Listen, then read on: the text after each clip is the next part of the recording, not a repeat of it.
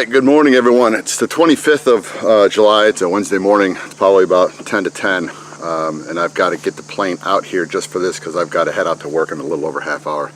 The whole issue with the backfiring, a little lead in to me getting the plane out here. Backfiring is typically what comes back out of the carb. That's why they call it backfiring. In a lot of engines, it's going to kill it right away, especially two-strokes, because it's blowing the fuel and the air right back out the carb. What I actually have on this one is more of an after fire. It's like if you're driving your car down the road and you lift off the throttle, off of being on full throttle, and you get that little bit of a backfire. That's after fire. It's just raw fuel down inside the exhaust getting popped off. So that's kind of what's happening. So it's almost like the backfire is almost like it's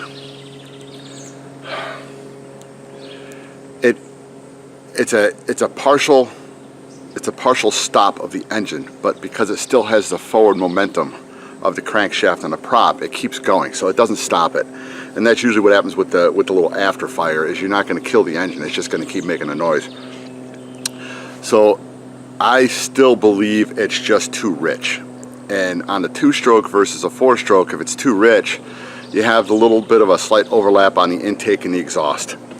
And because you have a longer burn because it's too rich, you still have the flame traveling into the exhaust, and then as it's getting compressed back up, pulling the fresh fuel back in, you're getting that late. It's a very late or very early backfire.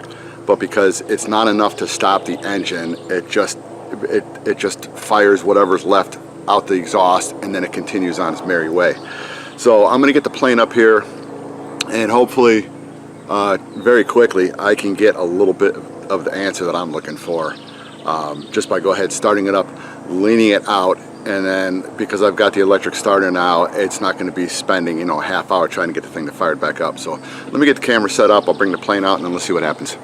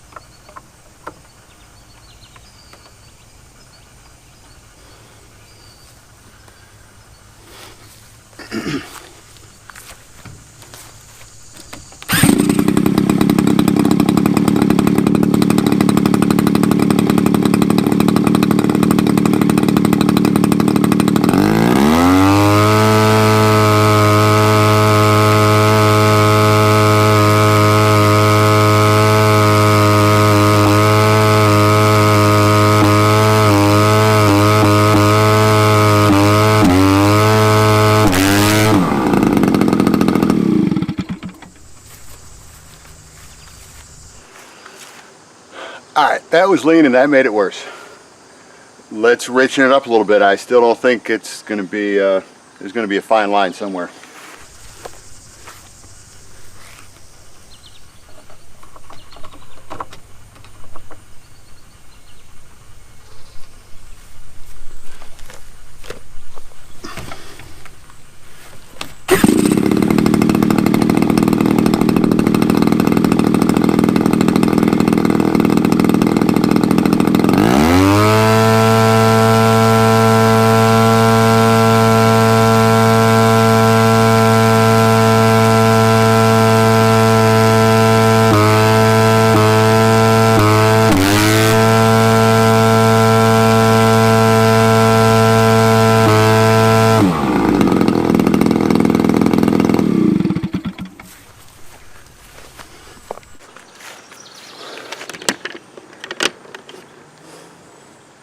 Wish you could smell it. That was really rich. All right. I got it down to the point where it was so lean, it was starting to surge on the top end. So that meant it was too lean. And it still had a little problem with the after fire.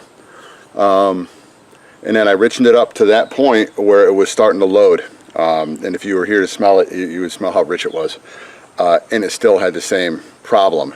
It just didn't have such a, let's call it an explosive after fire. It still had that little burble in it, but that was doing the same thing. So at that point, it could just be a coil.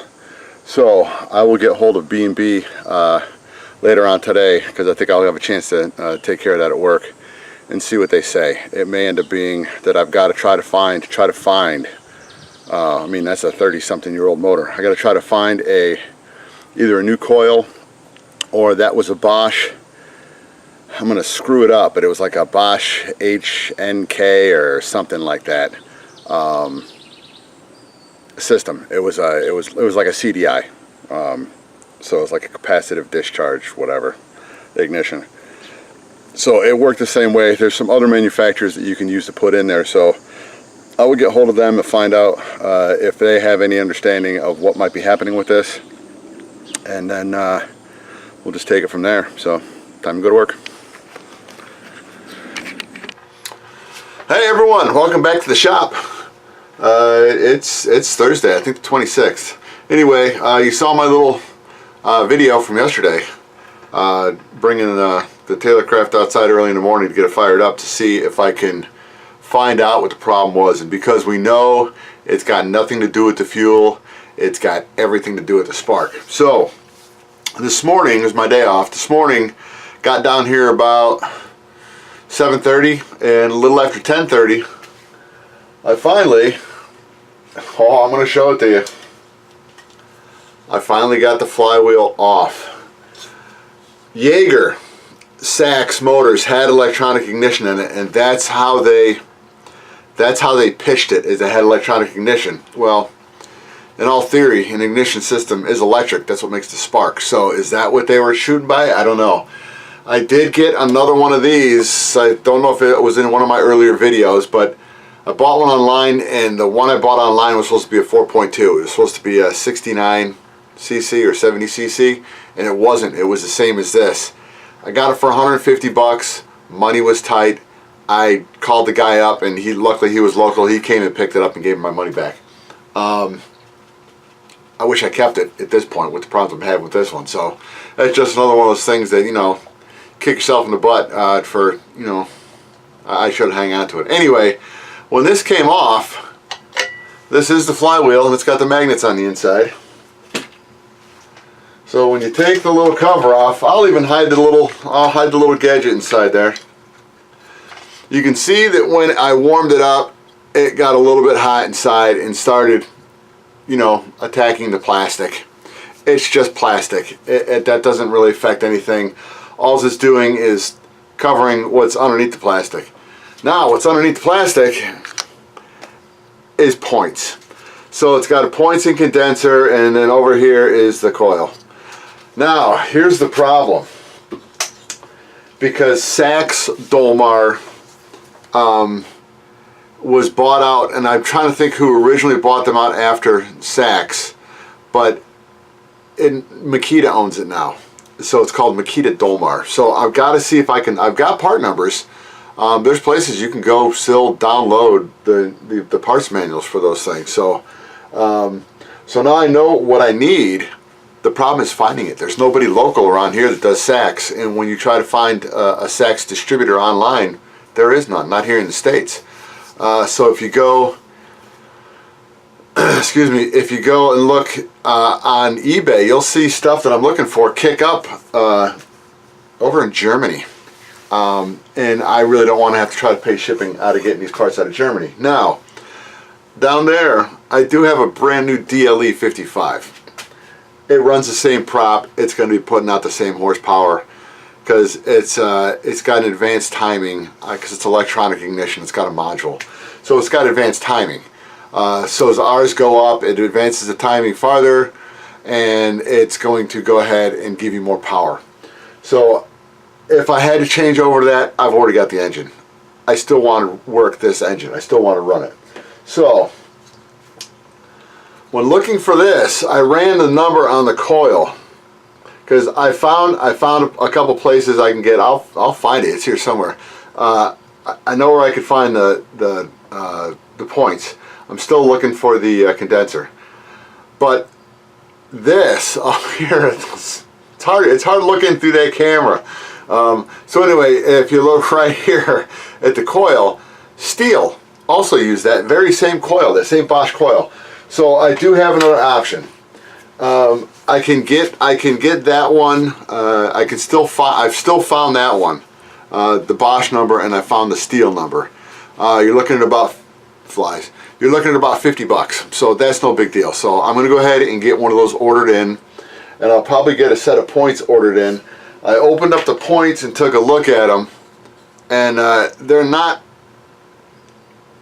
heavily pitted. I think the points would probably be fine. I think it's just a weak coil.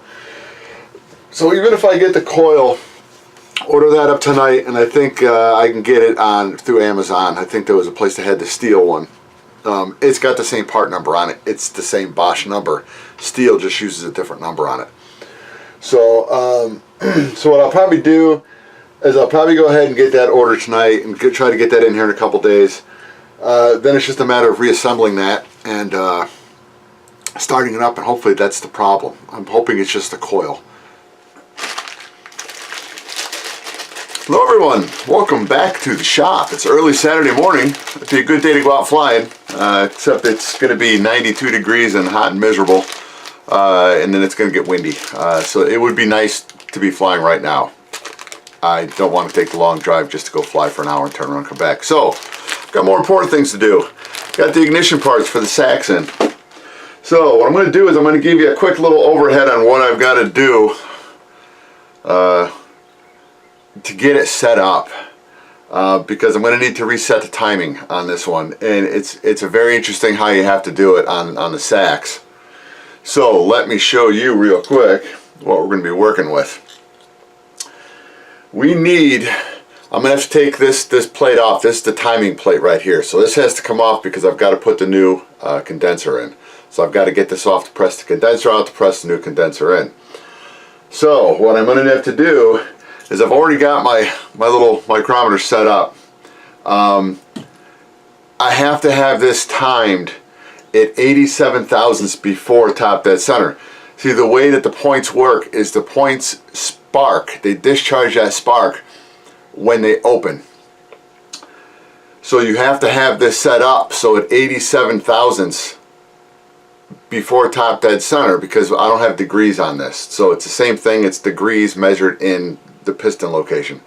So for 87 thousandths, I can measure it. It's probably like 22 to 25 degrees, somewhere around there. But I've got to get it set up so the points just start to open at that point.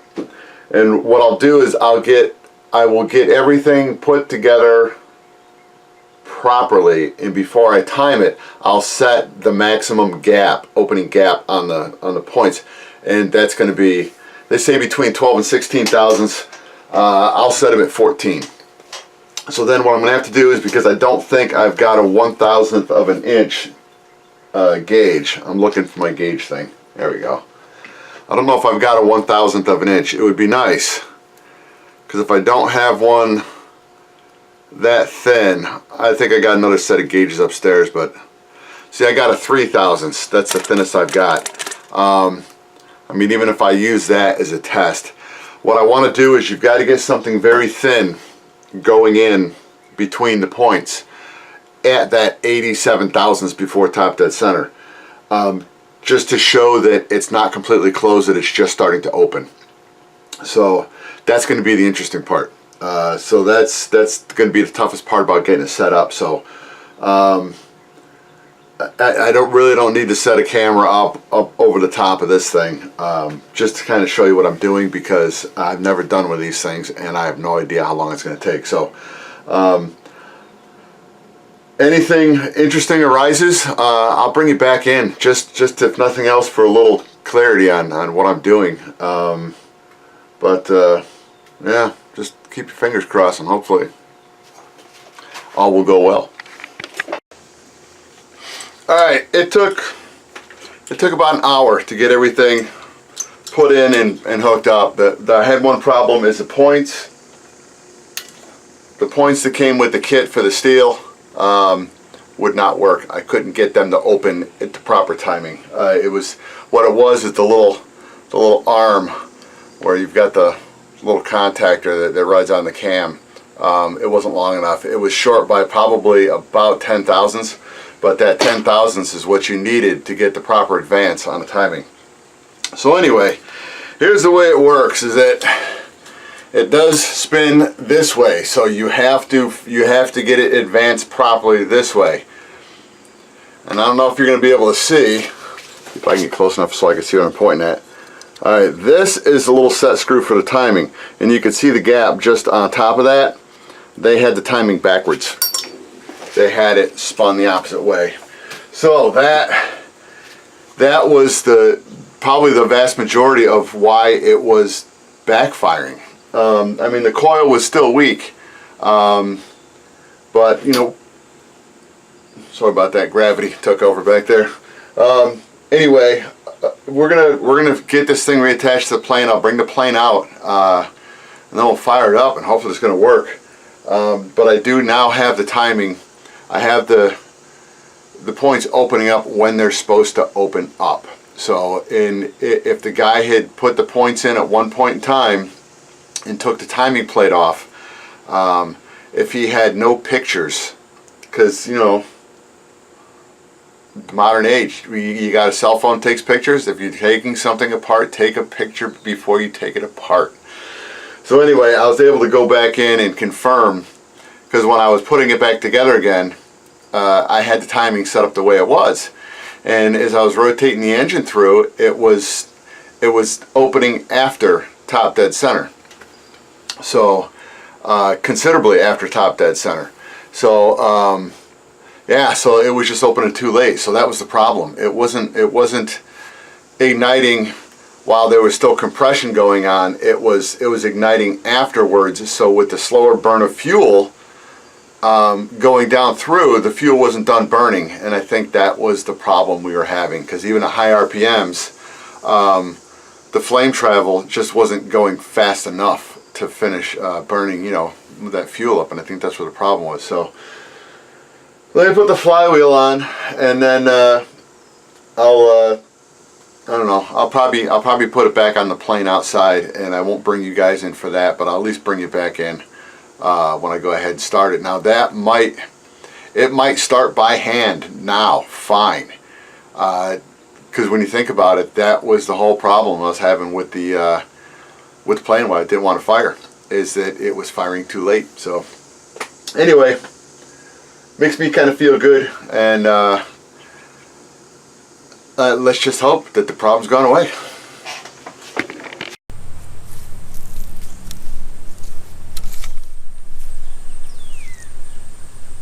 And we should have enough battery left for this one. All right, we're out. We're gonna start her up. I'm gonna put you guys down close to the ground. It's already primed, so it's just ready to spin up, and let's hope for the best.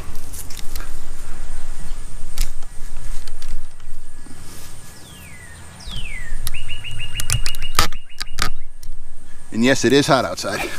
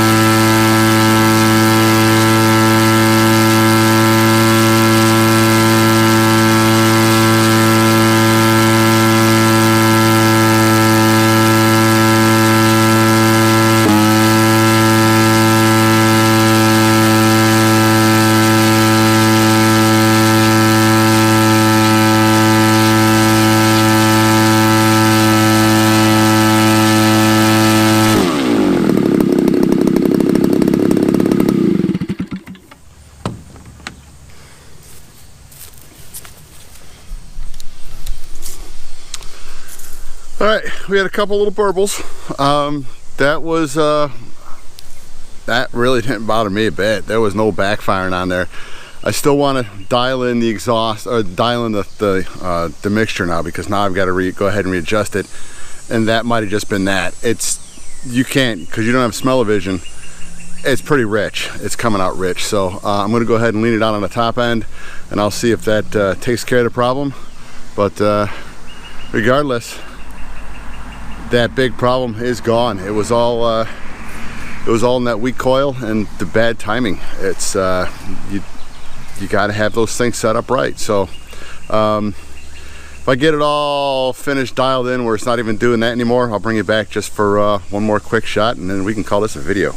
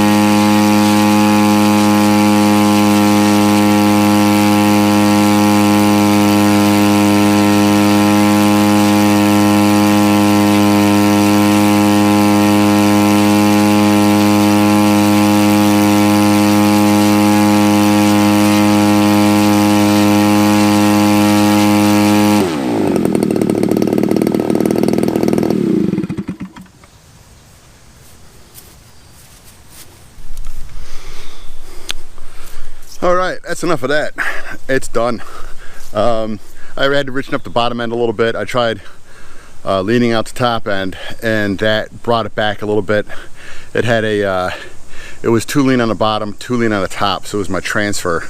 I noticed it there where it kind of had that little stumble in the beginning.